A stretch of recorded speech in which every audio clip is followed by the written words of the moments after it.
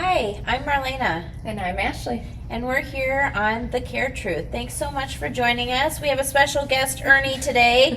He's hanging out with me, and he thought it'd be fun to listen in on the myths that we're going to debunk. And so what are we talking about today, Ashley? Today I think we're going to debunk that all costs of senior care is going to be fairly the same, Yeah, it is very different. There are huge differences between an IL and nursing home. They're not all treated equal, and they all do something a little different. So let's get into it. First of all, we're going to be keeping it real today, and real with The Care Truth means that we're going to be having realistic conversations.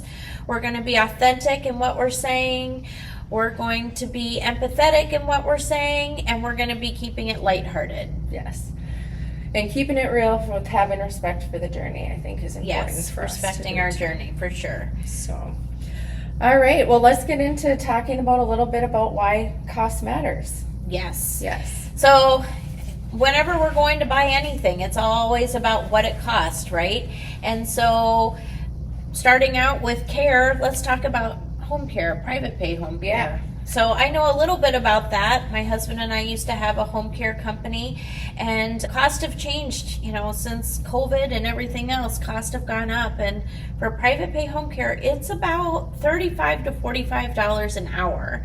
And so different companies have different hourly minimums. Some have a 3-hour minimum. Some will do 1 to 2 hours. Those 1 to 2 hours definitely tend to be on the higher end. And there's always the 24 hours. So when you think of $35 an hour times 168, which is how many hours are in a week, you're looking at $30,000 to $40,000 a month, which gets really, really expensive really fast. Some home care companies do something called live-in care, and live-in care means that you have to have a designated room for that staff member that's staying there, and they need to be able to have at least 6 hours of continuous sleep. Wow. Yeah. So is that included in that $45 range? So typically live-in care is somewhere between $500 and $600 a day. Okay. And so it's a little bit less, because you're having that break of them sleeping. The caveat is that if they don't get continuous 6 hours of sleep, then you will get charged hourly for that 24-hour period. So if mom or dad wakes up in the middle of the night and that care partner needs to get up and help manage them going to the bathroom, the likelihood that they're going to get 6 hours of continuous sleep is pretty low. And that means you're going to get charged hourly. And that can be really stressful to not know what that bill's going to look like. Yeah. Do they typically have an entrance fee or any sort of sign-up fee? Typically, they'll collect 2 weeks to a month up front of the care that's being provided. And then it's usually on either every other week payment plan or once a month. It depends on the agency. And so a different caregiver can come in each time, right? It's not you're guaranteed the same person every day, every week. It is variable, and it is really hard to have consistent staffing when hours can fluctuate so much. So all things to ask and think about, and definitely some private pay companies are better than others on their staffing, and that'll be one of the myths that we debunk one of these times, is having someone representing a private pay home care company so you can get all those questions answered too. Yeah. Tell me a little bit about ILs. You've worked in larger buildings. Yes. You know a little bit about those. Yeah, so prior to coming to Geneva Suites, I worked at a few different places in the Twin Cities of Minnesota, which included independent senior living, assisted living, care suites, and larger buildings in general. So independent living is basically where you're just renting an apartment, right? You're selling your home in most cases to give up the yard work, to give up the snow plowing, all of the things, the maintenance with a house that you typically can't care for as you age anymore, or don't have a loved one or a neighbor or something to help you with those kinds of things. Because let's be honest, maintaining a house is a lot of work. It is a lot of work. So independent living, the average cost can really be anywhere between about $2,000 and $5,000 a month. Rumor has it that, in independent living, you get cares as well. You don't. Independent living, like I said, is going to basically be you just renting an apartment and having some access to possibly free amenities. So whether that be activities or a library, maybe they have a gym, things like that you would get. But you're basically just covering the amount for rent. Okay, and then the next step is assisted living. Correct. Yep. And what does that look like? Yep. So in an independent living, depending on the community, they will either charge and move you to the assisted living side. I've seen a lot of communities have two separate buildings, one building for their independent living, the other building for cares. So if you wanted to bring in-home care on living in an independent building, you can definitely do that. But most of the time they're gonna be charging you, especially if they're a little bit smaller of a community. They're gonna charge you to move over to a new room. That can be a cost of anywhere from $200 to $800 to move your furniture if you don't have a loved one or somebody to do that for you. And then assisted living means that typically there's going to be a care package involved. So you're going to get all the things that you would if you were independent. So you're paying for the rent, you get access to some of the amenities, but then things like your meals, you can either opt in or opt out of a meal plan.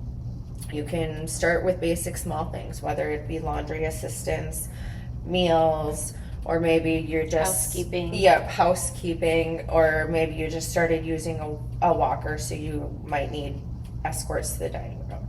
So it can be as simple as that, or it can be as heavy as a care package 4 or 5, which is usually the top of what I've seen as an average. And that can run you all the way up to about $8,000, sometimes a little bit more. And that's $8,000 on top of your rent. That might be $6,000. Correct. So on then top of your entrance fee. Yeah, so you're looking at anywhere from what, 11 to 15 or 16,000 a month? Correct. Wow.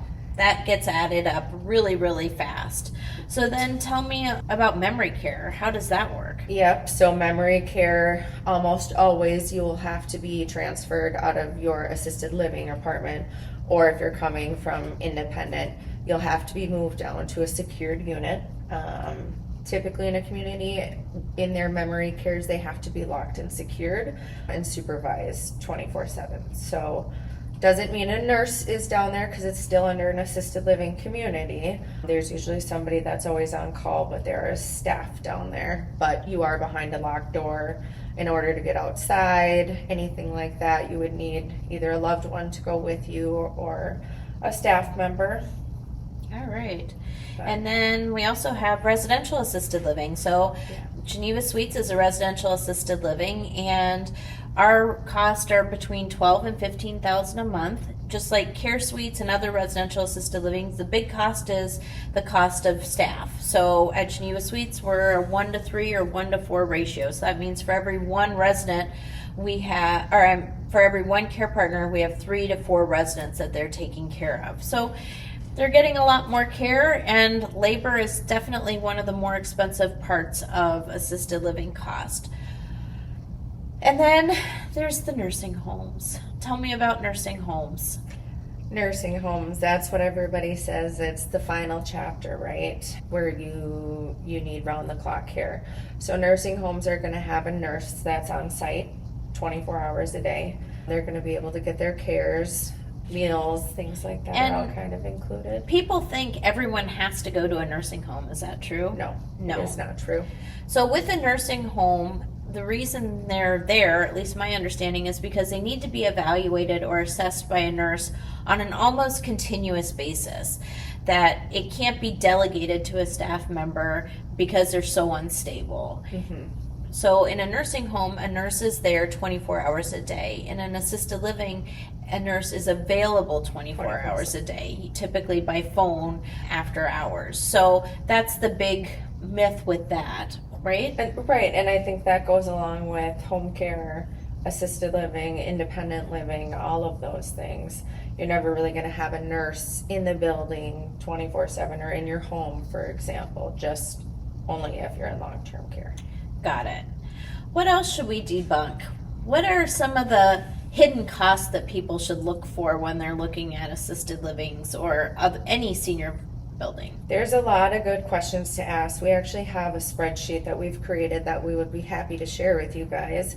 But there can be things from, the entrance fee into the community to, say you spilled a stain on your carpet in your room. Do you get charged that carpet cleaning fee? What happens if mom doesn't want her shower on Monday? Good question. So if let's just say mom gets 2 showers a week and Monday she declined her shower and says she feels better by Thursday, wants to have another shower, typically there's going to be a charge for that. And you won't see that until the next month, or whoever pays the bill will see that. So what happens when their care needs change and they need higher levels of care? Is that change the fee, or is it pretty well set? So a lot of people think, when you come into an assisted living, this is your one charge once you've gotten that initial assessment by the nurse, because they're in care package 1. That's going to be the cost of the entire stay. Well, there's average increases that are each year. That can really be anywhere from 2 to 5% on your rent and your services. And then your services can change. So say I'm a resident and I was walking independently, I've showered by myself, I just need a little bit of food and laundry, but now I've had this horrible fall and I need a lot of cares. I need help with my showers. I'm going to need help with my medications because I broke my arm and I can't move my fingers correctly. All of a sudden, the one bill that I thought I was paying, the $3,000 in cares, could skyrocket up to $6,000. Or more. Or less. I mean, these are just some rough numbers, but good questions to ask, I think, when you are looking. And how do they determine when that happens? Who decides if the care needs are going to change? Who decides whether my bill's changing? The staff. Oh, yuck. Yeah. That's a lot of pressure on them too, isn't it? Yeah, because with the staff in a larger community, they see you quite often, right? It's not going to be as inconsistent maybe as a home care. I can't make any promises. It depends on the building. But typically there's a stand-up that they'll have every day, and the nursing team will talk about any changes in behavior, whether maybe you're starting to have some more aggression, or they're noticing that you're shaking a lot more, so you might need some assistance with eating, or you've had more falls. So they might reassess you and say, yep, we're going to go ahead and increase these fees. And there's nothing to say that even if you do have a fall, you get better. If you don't ask for your care plan to go back down, they might keep you there. All good things to think about. Yeah. Well, we've given you a lot to digest and chew on, and if you have questions, please feel free to reach out to Ashley or myself at thecaretruth@gmail.com. Next week, we're going to be talking with a gentleman who helps fund all of these cares and gives creative ways to allow you to pay for long-term senior care living. It's Marlena, and I appreciate you being here. And Ashley. And we hope you have a good rest of your day. Stay warm out there. It's bitterly cold. All right, take care. Bye. Bye.